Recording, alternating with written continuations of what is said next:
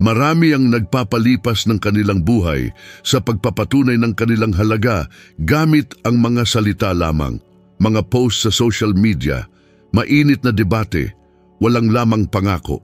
Ngunit madalas silang namamatay na nakalimutan, bigo at hindi kailanman nagpakita ng anumang tunay na kabuluhan. Tuluyang nilalamon sila ng panahon, iniiwan ng wala kundi pagsisisi. Ito ang malungkot na kapalaran ng mga nabubuhay upang magpakitang tao lamang sa halip na maging totoo. Lubos na naunawaan ito ni Marcus Aurelius, emperador ng Roma at isa sa pinakamalalalim na pilosopong Stoic. Kahit napapalibutan ng malawak na kapangyarihan, kayamanan at panunuyo, isinulat niya sa kanyang personal na talaarawan na naging kilala kalaunan bilang Meditations, ang kaisipang, ang kaluluwa ay kumukuha ng kulay ng kanyang iniisip. Ang simpleng pahayag na ito ay nagtatago ng isang nakapangingilabot na katotohanan. Kung ano ang iniisip, nadarama at ginagawa mo sa katahimikan, ang siyang tunay na magbibigay kahulugan sa kung ano ang ipapansin ng mundo nang hindi mo man lang kailangang magsalita.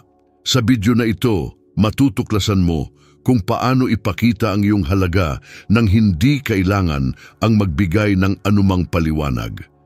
At kung bakit ang mga taong bihasa sa pamamaraang ito ay natural na nagiging hindi kayang balewalain. Malalaman mo rin ang kahihinatnan ng mga hindi makapaglalapat ng mga walang kupas na aral na ito. Kaya siguraduhin mong panoorin hanggang sa pinakadulo. Ang malapit mo nang marinig ay maaaring tuluyang magbabago sa kung paano ka tingnan ng iba at maging ng sarili mong pag-iisip. Naunawaan ni Marcus Aurelius na ang katahimikan ang isa sa pinakamakapangyarihang lakas na maaaring makabisado ng isang tao. Masidhin niyang inobserbahan ang mga tao sa kanyang paligid. Napansin na ang mga sobrang magsalita ay madalas na ginagabayan ng takot na hindi mapansin. Sa kanyang Meditations, isinulat niya na ang matalino ay nagsasalita lamang kapag mayroon siyang tunay na maiaambag. Ang prinsipyong ito, bagaman napakatanda na, ay nananatiling isang pangunahing pagkakaiba para sa sinumang nagsusumikap para sa paglago sa isang mundong tila lahat ay nagtatagisan para sa atensyon. Ang katahimikan ay hindi lamang kawalan ng pananalita. Ito ang malalim na presensya ng pagkontrol sa sarili. Sinasalamin nito ang isang pag-iisip na hindi kailangan ang magpatunay ng anuman, kundi ang simpleng maging. Sa kasalukuyan, marami ang nabubuhay sa tuloy-tuloy na pangangailangan ng pagpapatunay ng kanilang halaga. Ipinopost nila ang bawat maliit na tagumpay, sabik na naghihintay ng likes, papuri at pagpapatibay. Ngunit habang mas marami silang sinasabi, mas lalo nilang hindi sinasadyang inilalantad ang kanilang mga kawalan ng kumpiyansa. Ang katahimikan sa kabilang banda ay nagpapamalas ng kumpiyansa. Isipin ng isang tao sa isang pulong na masusing nakikinig habang ang lahat ay nagdedebate. Hindi siya nagpaputol. Hindi niya sinusubukang ipilit ang kanyang mga pananaw. At kapag sa wakas ay nagsalita siya, humihinto ang lahat upang makinig dahil alam nilang may tunay na kabuluhan ang kanyang sasabihin. Ang taong ito ay nakakuha ng paggalang hindi sa lakas ng kanyang boses, kundi sa kanyang payapang presensya at pagpipigil sa sarili. Ito rin ang prinsipyong gumabay kay Marcus Aurelius sa mga pagpupulong ng Imperyo ng Roma, kung saan kahit napapalibutan ng mga tagapayo at sundalo, ang kanyang kalmadong kilos ay naghatid ng mas malaking autoridad kaysa sa anumang masigasig na talumpati. Itinuturo ng Stoicism na ang tunay na kapangyarihan ay nasa pagkontrol sa kung ano ang nasa ating kapangyarihan.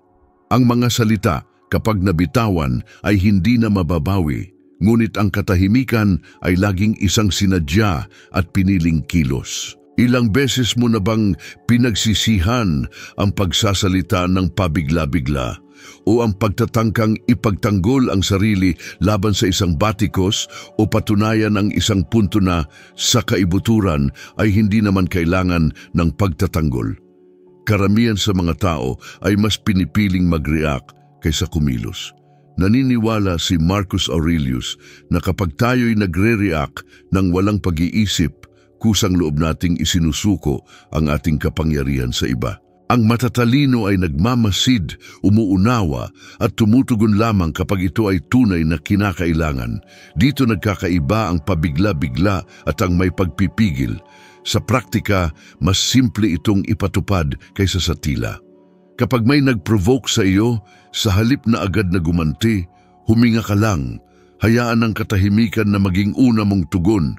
Ginagawa nitong walang laban ang mga umaasa ng alitan at nakakakuha ng paggalang. Ang mga taong nakakapagpigil ng salita sa mahihirap na sandali ay itinuturing na malakas, may kumpiyansa at hinog. Sa mga relasyon, ang katahimikan ay madalas na nagdadala ng mas malaking bigat kaysa sa detalyadong paliwanag. Kapag nagkaroon ng argumento, ang pagnanais ay magsalita, magpaliwanag upang patunayan ang punto. Ngunit kung minsan, ang tunay na tanda ng karunungan ay ang simpleng makinig at hayaan ang panahon na maglabas ng katotohanan, ang katahimikan ay isa ring malakas na anyo ng pagpapanatili ng sarili. Pinoprotektahan nito ang iyong enerhiya, ang iyong emosyonal na balanse at ang kalinawan ng iyong mga iniisip. Isipin kung gaano karaming pagkakataon ang nasayang dahil lamang sa sobrang pagsasalita ng isang tao. Isang profesional na nakagawa ng hindi angkop na komento, isang kaibigan na hindi sinasadyang nagbunyag ng sikreto ng iba, o maging ang isang simpleng social media rant na lumala sa mas malaking issue. Nakakatulong ang katahimikan upang makaiwas sa mga bitag na nilikha ng pagiging pabigla-bigla. Sikat na isinulat ni Marcus Aurelius na ang tao ay dapat maging tulad ng bato, na walang tigil na binabangga ng alon ngunit hindi nagagalaw. Ang katahimikan ay ang batong iyon. Nagpapakita ito ng panloob na tibay, na nagpapahiwatig na walang panlabas na makakayugyog sa iyong katatagan. Sa isang mundong pinahahalagahan ang patuloy na pagpapakita, ang pagpili ng katahimikan ay halos isang kilos ng pagsuway. Nangangahulugan ito ng paglaban sa nakasanayang gawi at pagpapaubaya sa iyong mga resulta na ang siyang magsalita. Naunawaan ng pinakadakilang mga pinuno at palaisip sa buong kasaysayan ang malalim na katotohanan ito. Si Steve Jobs, halimbawa, ay kilala sa matagal na pagmamasid bago gumawa ng anumang desisyon. Ang kanyang kakayahang manatiling tahimik habang masusing sinusuri ang bawat detalye ang isa sa mga pangunahing dahilan kung bakit ang kanyang mga ideya ay may malalim na epekto kapag sa wakas ay inilalahad. Hindi lamang kung ano ang kanyang sinabi, kundi ang bigat na dala ng kanyang mga salita, isang bigat na nagmula sa katahimikan na nauna sa kanila. Mayroong halos espiritual na kapangyarihan ang kakayahang pigilin ang sariling pagnanais na magsalita. Sa tuwing pipiliin mo ang katahimikan sa halip na mag-react, pinalalakas mo ang iyong isip. Sa tuwing nagmamasid ka sa halip na agad na magpaliwanag ng sarili, pinapalawak mo ang iyong kamalayan. At ito ay hindi kailanman hindi napapansin. Nararamdaman ito ng mga tao. Napapansin nila kapag sila ay nasa presensiya ng isang tao na hindi kailangan ng magpaliwanag dahil ang kanyang mismong presensiya ay nagsasalita ng malalim. Naunawaan ni Marcus Aurelius na ang tunay na halaga ay hindi nagpapahayag ng sarili. Ito ay simpleng napapansin at kapag ito ay totoo, walang salitang kinakailangan. Ang hamon ay nasa pag-aaral na maging komportable sa katahimikan, kahit pa kinakabahan ang iba dahil dito. Nangangailangan ito ng kumpiyansa sa sarili at pasensya. Ngunit sa paglipas ng panahon, ang katahimikan ay nagiging isang matibay na panangga. Pinoprotektahan ka nito mula sa walang saysay na debate, madali ang paghuhusga at mga sitwasyong walang tunay na halaga. Kapag pinili mo ang katahimikan, pinipili mo rin ang kalayaan na hindi mamanipula ng emosyon ng iba. At ito mismo ang kalayaang maaaring talagang nakakatakot. Ang mga taong nakakapagpigil ng salita ay nagpapamalas ng lakas na hindi maipaliwanag. Hindi nila kailangan ang magdeklara kung sino sila dahil ang kanilang mga kilos at ang kanilang kapanatagan ay nagbubunyag na ng lahat. Ito ang kung paano si Marcus Aurelius, kahit habang namamahala ng isang imperyo sa gitna ng mga digmaan at pagtataksil, ay nakakuha ng paggalang at paghanga ng lahat. Pinatunayan niya ang kanyang halaga hindi sa pamamagitan ng malalaking talumpati, kundi sa pamamagitan ng makapangyarihang katahimikan ng isang taong alam na alam kung sino siya. Pinaniniwalaan ni Marcus Aurelius na ang disiplina ang hindi nakikitang pundasyon ng lahat ng tunay na paggalang. Naunawaan niya na ang tunay na halaga ay hindi makakamit ng walang pagiging pare-pareho at na ang kadakilaan ay hindi nagmumula sa panandaliang inspirasyon, kundi sa hindi mabilang na maliliit na kilos na masigasig na inuulit araw-araw kahit na walang sinumang nagmamasid. Sa kanyang meditations, isinulat niya ang sikat na pahayag. Huwag kang makipagtalo kung ano ang dapat na maging isang mabuting tao. Maging isa ka. Ang simple ngunit malalim na pahayag na ito ay sumasaklaw sa isa sa pinakamalalalim na katotohanan ng pilosopiyang Stoic. Ang tahimik na disiplina ang siyang humuhubog sa karakter at bumubuo ng matatag na lakas na hindi umaasa sa mga salita, kundi sa simpleng presensiya. Sa mundo ngayon, sa gitna ng hindi mabilang na abala at pang-akit ng agarang kasiyahan, ang disiplina ay naging isang pambihira at natatanging bentahe. Nais ng mga tao na baguhin ang kanilang buhay, ngunit madalas nilang iniiwan ang kanilang mga pagsisikap sa pagkaunawa na ang paglalakbay ay nangangailangan ng di natitinag na pagiging pare-pareho at pasensya. Nagnanais sila ng agarang resulta, ngunit hindi matitiis ang rutinang kinakailangan upang mapanatili ang pagunlad. Si Marcus Aurelius, kahit bilang isang emperador, ay sumunod sa isang mahigpit na araw-araw na gawi. Maaga siyang gumising, naglaan ng oras sa pagmumuni-muni at nanatiling nakatuon sa pagtupad ng kanyang mga tungkulin araw-araw nang hindi nagpapadala sa katamaran o pagmamataas. Naunawaan niya na ang paggalang ay nagmumula hindi sa kung ano ang sinasabi ng isang tao, kundi sa kung ano ang kanyang ginagawa at na ang bawat kilos, gaano man ito kaliit, ay nag-aambag sa pagbuo ng kanyang reputasyon. Sa praktika, ang pilosopiyang ito ay maaaring ilapat sa isang simple ngunit malalim na paraan. Isipin ng isang tao na nagpasya na baguhin ang kanyang katawan at isip. Sa mga unang araw sa gym o sa kanyang pag-aaral, mataas ang motibasyon. Ngunit pagkaraan ng isang linggo, ang sigla ay natural na kumukupas at ang natitira ay ang matinding pagpili na magpatuloy kahit panawala na ang gana. Ito mismo ang sandali kung saan ipinapakita ng disiplina ang tunay nitong kapangyarihan. Isinulat ni Marcus Aurelius na ang pagpupursige sa paggawa ng tama ang naghihiwalay sa ordinaryong tao mula sa matatalino. Ang pagiging disiplinado ay hindi tungkol sa pagiging perpekto. Ito ay tungkol sa pagiging pare-pareho kahit na walang sinumang pumapalakpak na nangangahulugan ito ng pagtupad sa pangako na ginawa mo sa iyong sarili. Marami ang mga halimbawa ng mga individual na naunawaan ang katotohanan ito. Si Cristiano Ronaldo ay isa sa kanila. Ang kanyang karera ay binibigyang kahulugan ng di natitinag na pagiging pare-pareho, walang sawang pagsisikap araw-araw, at ang sinadyang pagpili na panatilihin ang mga gawi na nagtutulak sa kanya tungo sa kahusayan.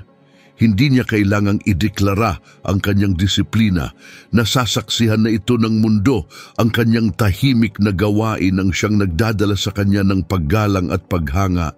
Sa matinding kaibahan, may hindi mabilang na mga halimbawa ng talento na nasayang dahil sa kakulangan ng disiplina. Mga individual na nagsimula ng malakas ngunit nawala ang kanilang landas, na naniniwalang ang tagumpay ay nagbigay sa kanila ng luho upang magpahinga. Ang resulta ay laging pareho. Hindi maiiwasang bumabagsak ang isang tao kapag nawala ang pagtatalaga sa pagiging pare-pareho. Kinukumpirma ng modernong pananaliksik sa pag-uugali ng tao ang itinuro ng mga Stoics ilang siglo na ang nakalipas. Ang mga individual na nagpapanatili ng matatag na kaugalian kahit pa humarap sa kahirapan ay kadalasang mas balanse sa emosyon, mas produktibo at mas mapagkakatiwalaan. Ang disiplina ay hindi piitan, ito ay malalim na kalayaan. Ito ang kakayahang patuloy na piliin ang tama kahit na ang mas madaling landas ay tila kaakit-akit, at tiyak na ang tahimik at pinag-isipang pagpiling ito na ginagawa sa bawat araw ang nagpapalago ng tunay na paggalang. Kapag nakita ng isang tao ang isang individual na lubos na nakatuon sa kanyang layunin, natural na makadarama sila ng tiwala. Batid na ang taong ito ay ginagabayan hindi ng panandali ang kapritsyo, kundi ng matibay na prinsipyo. Ang maging disiplinado sa isang mundong nagtataguyod ng agarang kasiyahan ay halos isang gawa ng tahimik na pagre-rebelde. Bagamat marami ang natatalo sa mga abala, ang mga nananatiling nakatuon ay patuloy na sumusulong tungo sa kanilang mga pangarap kahit walang palakpak mula sa publiko. Ang disiplina ang katalista na nagpapalit ng potensyal sa konkretong resulta ng pagnanais sa tunay na tagumpay. At ang mas nakakaintriga ay habang mas tahimik itong gumagana, mas lalo itong lumalabas na kapansin-pansin. Kusa na nararamdaman ng mga tao ang tunay na pagkakaugnay sa pagitan ng sinasabi ng isang tao at ng kanyang ginagawa. At ang pagiging konsistente na ito ang nagbibigay inspirasyon, nakakakumbinsi at nagbubunga ng paggalang. Naunawaan ni Marcus Aurelius na ang tunay na halaga ay hindi nasa malalaking pahayag, kundi nasa pagdami ng maliliit at araw-araw na tagumpay. Nabuhay siya sa panahon ng digmaan, sakit at pagtataksil, ngunit hindi niya pinayagan ang mga pangyayari na humadlang sa kanyang layunin. Alam niyang hindi matatalo ng panlabas na kaguluhan ang isang taong may panloob na kaayusan. Ito ang esensya ng disiplina, ang manatiling matatag kahit na ang lahat sa paligid ay tila walang katiyakan. Kapag tinutupad mo ang iyong ipinangako sa sarili, bumubuo ka ng panloob na lakas na hindi makukuha ni numan. Ang lakas na ito ay hindi kailangang ipahayag, nararamdaman ito. Nagiging likas na bahagi ito ng iyong pagkatao. Ang tahimik na disiplina ay isang uri ng kapangyarihan na hindi nagmamayabang, ngunit binabago ang lahat ng nahahawakan nito. Hinuhubog nito ang karakter, pinalalakas ang isip at nagbibigay inspirasyon sa paggalang sa mga nakasaksi nito. Pinatunayan ito ni Marcus Aurelius sa pamamagitan ng kanyang sariling buhay. Hinarap ang panlabas at panloob na laban nang hindi nawawalan ng pagtitimpi. Ipinakita niya na ang tunay na kadakilaan ay hindi matatagpuan sa mga nagsasalita tungkol sa kanilang gagawin, kundi sa mga gumagawa nito sa bawat solong araw nang hindi na kailangang ipahayag. Sapagkat sa huli, ang pagiging matatag ang bumubuo ng reputasyon, paggalang at pangmatagalang halaga kahit na burahin ng panahon ang mga salita. Naunawaan ni Marcus Aurelius na ang pagkontrol sa sarili ang pinakamataas na anyo ng kapangyarihan, na maaaring matamo ng isang tao. Sabi niya, may kapangyarihan ka sa iyong isip, hindi sa mga panlabas na pangyayari. Mapagtanto mo ito at makakahanap ka ng lakas. Ang tila simpleng aral na ito ang susi sa pag-unawa kung bakit napakaraming tao ang nabubuhay sa patuloy na pagdurusa. Karamihan ay naniniwalang nasa mga pangyayari, ibang tao o tadhana ang problema, samantalang sa totoo lang, ang sumisira sa panloob na kapayapaan ay ang kawalan ng kakayahang kontrolin ang sariling reaksyon. Ang panloob na kontrol ang pundasyon ng kapanatagan. At kung wala ito, anumang sitwasyon ay may kapangyarihang gumambala sa atin. Ngayon, karaniwan nang makita ang mga tao na reaksyonaryo sa bawat nangyayari. Isang negatibong komento sa social media, isang kabiguan sa trabaho, isang magkaibang opinyon at kaagad susunod ang isang emosyonal na pagsabog. Ang kawalan ng kontrol na ito ay may napakalaking kapalit sa personal at panlipunang aspeto. Hinarap ni Marcus Aurelius ang mga digmaan, epidemya at pagtataksil sa loob ng kanyang sariling imperyo. Gayunpaman nanatili siyang kalmado, naunawaan niyang ang galit at kawalan ng pag-asa ay hindi nagbabago sa realidad. Ginagawa lang nila itong mas mabigat. Isinulat niya na ang galit ay parang asido. Mas malaki ang pinsalang idudulot nito sa sisidlang naglalaman nito kaysa sa kung saan ito ibinubuhos. Ang refleksyon na ito ay nagpapakita sa atin na ang pagre-react ng may galit ay pagpapahintulot sa ibang tao na utusan ng ating isip. Isang praktikal na halimbawa nito ay makikita sa mga taong kapag naiinis sa trapiko ay nasasangkot sa hindi kinakailangang pag-aaway, inilalagay ang kanilang sariling kaligtasan at ng iba sa panganib. Lahat dahil hindi nila nahawakan ng isang panandali ang bugso ng damdamin. Ang panloob na kontrol ay hindi kawalan ng emosyon. Ito ay pagkontrol sa mga ito.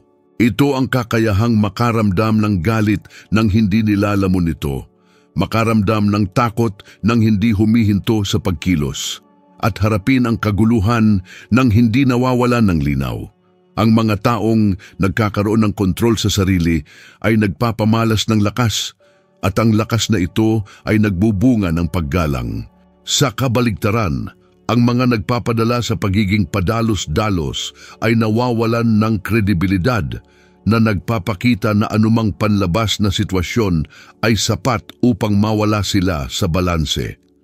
May mga kapansin-pansing halimbawa kung paano maaaring ilihis ng kawalan ng kontrol sa emosyon ng landas ng isang tao. Si Will Smith, isang artistang hinahangaan sa buong mundo, ay nadungisan ng imahe dahil sa isang padalos-dalos na reaksyon sa publiko. Isang sandali lamang ng walang kontrol na pag-uugali ang sapat upang ilagay sa panganib ang mga taon ng isang matagumpay na karera. Ang ganitong uri ng pagkakamali ay likas sa tao, ngunit inihahayag nito ang kahalagahan ng paglinang ng pagkontrol sa sarili. Sa kabaligtaran, may mga halimbawa ng mga individual na nagpapakita ng kapanatagan kahit sa harap ng pinakamasamang sitwasyon tulad ni Keanu Reeves na humarap sa matinding pagkawala ngunit pinili ang katahimikan at kapanatagan sa halip na pag-ungol. Ang pagkakaiba sa pagitan ng dalawa ay hindi nakasalalay sa mga pangyayari, kundi sa kung paano pinili ng bawat isa na mag-react. Ipinapakita ng kamakailang pananaliksik na ang mga taong nagsasagawa ng pagkontrol sa sarili at pagmumuni-muni ay may mas mababang antas ng stress at mas matatag sa emosyon. Mas mabilis silang nakakabangon mula sa mga kabiguan at may mas malusog na relasyon dahil hindi nila ginagawang digmaan ang bawat salungatan. Ang pag-uugaling ito ay nagpapataas din ng tiwala ng iba sa kanila. Ang isang kalmadong pinuno ay nakikita bilang mapagkakatiwalaan dahil nagbibigay sila ng seguridad kahit sa gitna ng kawalan ng katiyakan. Kaya naman si Marcus Aurelius kahit sa panahon ng krisis ay iginagalang hindi dahil sa takot na kanyang iniutos, kundi dahil sa kapayapaang kanyang ipinamamalas. Ang paglalapat ng aral na ito sa pang-araw-araw na buhay ay nangangahulugang matutong lumikha ng agwat sa pagitan ng nangyayari at kung paano tayo magre-react. Kapag may nakakainis sa'yo, huminga ng malalim bago tumugon. Kapag may umapi sa'yo, obserbahan ang kagustuhang ipagtanggol ang sarili, ngunit huwag sumuko dito. Ang paghinto na ito ang sandali kung kailan lumilitaw ang panloob na kontrol. Sa paglipas ng panahon, binabago ng pagsasanay na ito ang paraan ng pakikitungo mo sa mundo. Ang mga sitwasyon na dating labis na nakapagpapagalit sa iyo ay nagsisimulang magmukhang mas maliit at nagsisimula kang mapagtanto na walang panlabas na makapagpapatinag sa isang taong may kontrol sa kanyang sariling isip. Ito ang tunay na kalayaan. Itinuturo ng Stoicism na ang pagdurusa ay nagmumula sa pagtutol sa realidad. Habang mas lumalaban tayo sa mga bagay na hindi natin kontrolado, mas nagdurusa tayo. Sinabi ni Marcus Aurelius na kung ikaw ay nababalisa sa anumang panlabas, ang sakit ay hindi dahil sa mismong bagay, kundi sa iyong pagtataya dito. Nangangahulugan ito na ang problema ay hindi ang nangyayari, kundi ang kahulugang ibinibigay natin sa mga pangyayari. Sa pagbabago ng ating interpretasyon, binabago natin ang ating karanasan.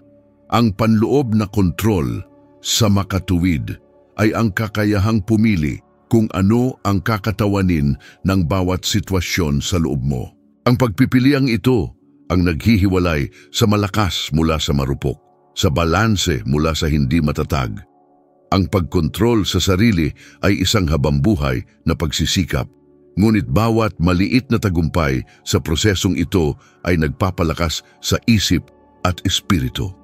Dito tayo humihinto sa pagiging bilanggo ng mga emosyon at nagiging kanilang mga Panginoon. Ipinamalas ito ni Marcus Aurelius araw-araw sa gitna ng isang realidad na mas mahirap kaysa sa kinakaharap ng karamihan sa mga tao ngayon. Naunawaan niyang ang tunay na kapangyarihan ay hindi nakasalalay sa sapilitang pagbabago ng mundo, kundi sa pananatiling matatag kahit na gumuho ang lahat sa paligid. At tiyak na ang tahimik na lakas na ito, ang hindi matitinag na pagkontrol sa sarili, ang nagpapatingkad sa isang tao nang hindi na kailangang magsalita ng kahit isang salita. Tiningnan ni Marcus Aurelius ang kapanatagan hindi bilang estado ng pagiging pasibo, kundi bilang isang estratehiya para makontrol ang sariling isip. Naunawaan niyang ang pananatili ng kapanatagan sa harap ng kahirapan ang tunay na tanda ng karunungan. Sa kanyang mga refleksyon, isinulat niya, kung anumang panlabas ang nagpapabalisa sa iyo, ang sakit ay hindi dahil sa mismong bagay, kundi sa iyong pagtataya dito. Ang ideyang ito ay malalim dahil ipinapakita nito na ang pagdurusa ng tao ay hindi gaanong nagmumula sa nangyayari, kundi sa kung paano tayo nagre-react sa nangyayari. At kapag naunawaan natin ito, nagsisimula tayong mapagtanto na ang kapanatagan ay isang pagpipilian, hindi isang resulta. Nabubuhay tayo sa isang panahon kung saan madaling mawalan ng pag-asa ang mga tao. Isang masamang balita, isang pagkalugi sa pananalapi, isang pagtatapos ng relasyon. Lahat ay maaaring magmukhang katapusan ng mundo. Ang modernong isip ay nasanay ng mag-react ng may tindi, na para bang bawat problema ay isang sakuna. Ngunit itinuro ni Marcus Aurelius na ang kapanatagan ay isang anyo ng pagtutol. Ang pananatiling payapa kapag ang lahat sa paligid ay magulo ay isang tahimik na pagpapakita ng lakas. Hinarap niya ang mga sakit, pagtataksil at digmaan, ngunit hindi niya kailanman pinayagan ang pagkatakot na mangibabaw sa kanya. Maaring gumuho ang imperyo, ngunit napanatili niya ang kalinawan na kailangan upang makagawa ng mga rasyonal na desisyon. At ang kalinawan na ito ang ninanakaw sa atin ng kawalan ng pag-asa. Sa pang-araw-araw na buhay, ang kapanatagan ang naghihiwalay sa mga nakakaligtas sa mga sitwasyon mula sa mga sinisira nito. Halimbawa, kapag nawalan ng trabaho ang isang tao, karaniwan nang mawalan ng pag-asa at kumilos ng padalos-dalos, tatanggapin na lang ang kahit ano dahil sa takot. Gayunpaman, ang isang taong nananatiling kalmado ay may kakayahang suriin ang mga opsyon ng malinaw, matuto mula sa karanasan at sumulong ng mas matatag. Hindi inaalis ng kapanatagan ang problema, ngunit nagbibigay ito ng kakayahang makita ang mga solusyon na nababalutan ng takot. Ito ang parehong prinsipyo na inilapat ni Marcus Aurelius nang harapin niya ang mga krisis sa politika at militar. Ang taong nagpapanatili ng kontrol sa emosyon ay laging nakakakita ng isang hakbang pasulong. Ang kabutihang loob na ito ay nagpapakita rin sa mga relasyon ng tao. Ilang argumento ang maiiwasan kung matututo ang mga tao na makinig bago mag-react. Kadalasan, isang nakakasakit na komento, isang kritisismo o isang pagpukaw ang nagdudulot ng hindi kinakailangang pag-aaway dahil lamang hindi matanggap ng ego ang hirap ng katahimikan. Ang kapanatagan ay isang anyo ng emosyonal na katalinuhan. Kapag may sumusubok na guluhin ka at nananatili kang kalmado, ipinapakita nito na ikaw ay may kontrol sa sarili. At ang kontrol na ito ay itinuturing na kapangyarihan. Iginagalang ng mga tao ang mga hindi nadadala ng galit. Alam ni Marcus Aurelius na ang kontrol sa mga emosyon ay hindi lamang isang isyung moral, kundi isang praktikal din. Ang isang pinunong nawawalan ng pag-asa ay nawawalan ng paggalang. Ang isang kalmadong individual ay nagbibigay inspirasyon ng tiwala. Mayroon ding siyentipikong aspekto ang aral na ito. Ipinapakita ng mga pag-aaral na ang mga taong nananatiling kalmado sa mga sitwasyong nakakapagpa-stress ay gumagawa ng mas kaunting cortisol, ang stress hormone, at mas mabilis ang kanilang emosyonal na paggaling. Mas malinaw silang mag-isip at nakakagawa ng mas matalinong desisyon. Sa madaling salita, ang pagiging kalmado ay hindi lamang isang pilosopikal na mithiin. Ito ay isang biolohikal na kasangkapan para mabuhay. Kapag payapa tayo, mas mahusay tayong makapag-isip, makakakita ng iba't ibang pananaw at kumikilos ng may karunungan. Ito ang pagkakaiba sa pagitan ng pag-react at pagtugon. Ang reaksyon ay agaran at emosyonal. Ang pagtugon ay pinag-isipan at makatuwiran. Tinuruan tayo ni Marcus Aurelius na tumugon at huwag lamang mag-react. Nakatutuwa pagmasdan kung paano namumukod tangi ang ilang personalidad sa publiko dahil sa kanilang katahimikan.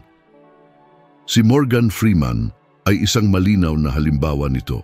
Nagpapahayag siya ng isang kapanatagan na hindi nagmumula sa kawalan ng problema, kundi sa pagkontrol sa sarili. Ang kanyang kilos sa iba't ibang sitwasyon ay nagpapakita ng balanse, pasensya at kumpiyansa. Ang payapang presensyang ito ay umaakit ng paggalang at paghanga. Ito ay naglalaman ng kapangyarihang binanggit ni Marcus Aurelius, ang lakas ng mga hindi na kailangang igiit ang sarili dahil ang kanilang likas na kapanatagan ay sapat na upang magbigay inspirasyon ng pagpipitagan. Gayunpaman, ang kapanatagang ito ay hindi katumbas ng pasibong pagsunod o pagpapaubaya. Hindi kailanman naging walang pakialam si Marcus Aurelius sa pagdurusa ng tao. Sa halip, naunawaan niya na ang pinakamabisang paraan upang harapin ito ay sa pamamagitan ng balanseng pag-iisip. Naniniwala siya na dapat tayong kumilos, ngunit nang hindi hinahayaan ng emosyon na lumabo sa ating paghuhusga. Kapag tila gumuguho ang mundo, karamihan sa mga tao ay bumababa sa kawalan ng pag-asa, nagiging bilanggo ng mga pangyayari.